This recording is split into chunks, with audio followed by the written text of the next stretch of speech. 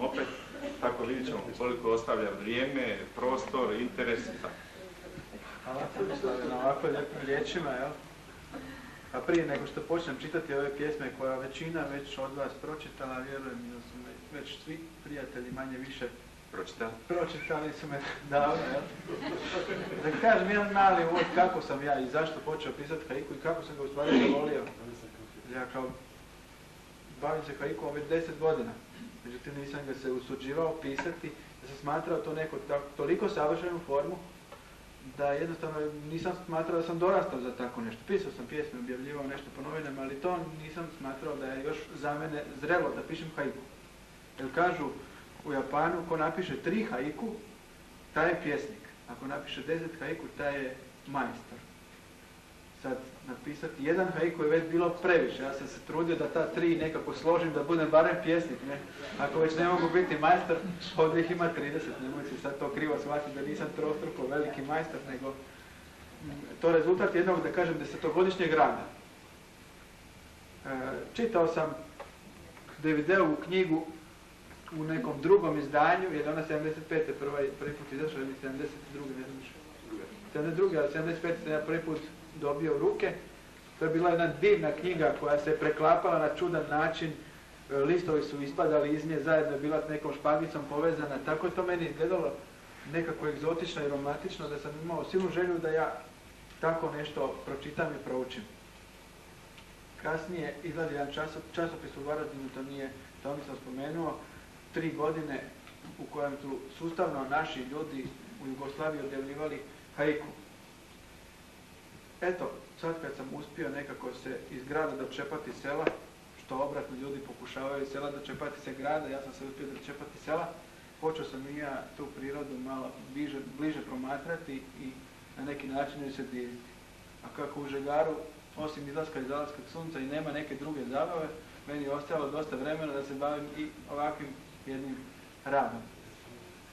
U prvoj svojoj knjizi Jaka veza, šteta što je nemam ovdje, jer je rasprodana brzo i razgrabljena i raščupana. Imam još jedan primjerak kod kuće, samo i taj je već otišao. Napisao sam jednu pjesmu koja je vrlo kratka, zove se Najkraća ljubavna pjesma. Da. Eto, to je ta bila pjesma, jel?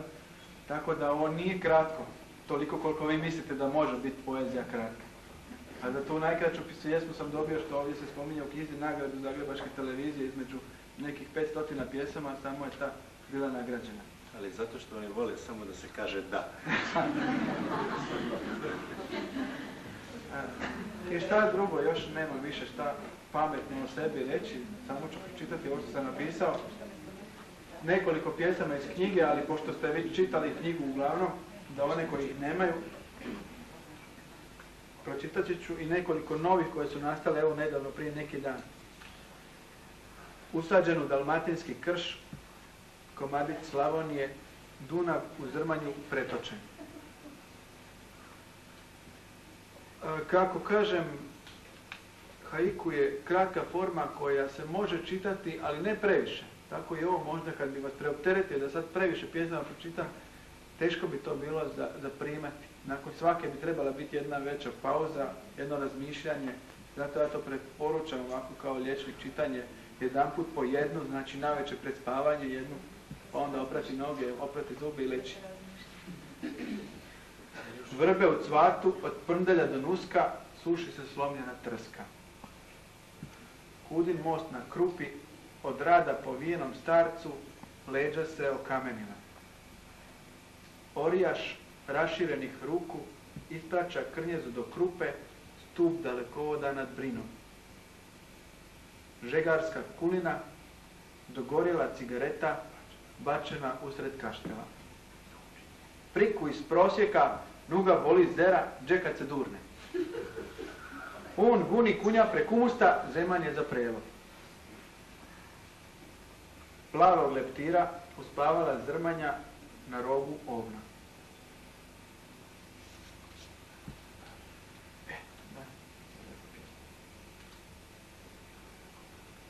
Otac Pavle na vratima, zagledan u nebo, manastir Krupa okupan suncem.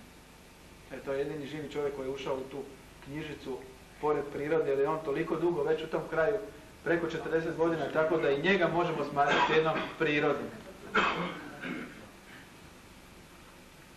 Cvjetovi kupine na obrazima Bukovčanke dok ispire robu na vrelu. Evo još ću samo par ovih novih pjesama da čujete kako ja sad to radim. Nisu o žegaru, nego su prave haiku pjesme pisane isključivim metrom 575, dok ove nisu. Kako kratka noć, zvijezde upalile 3 krijesnice. Dječak u igri rascvetalom bajamu omata pelenu. Tiše od jutra stari ovčar budi snenog pjetla. Upreda vunu kaputom pokrivena jesenja kiša. I krijesnica izgubljenom šetaču ukazuje put. Gle, riblja je kost mrave zaustavila usred proplanka. Pljesak po zidu, čija krv zaustavljena u komarcu. Otoku more i jezeru obale kućni su prag. Eto, toliko za sada.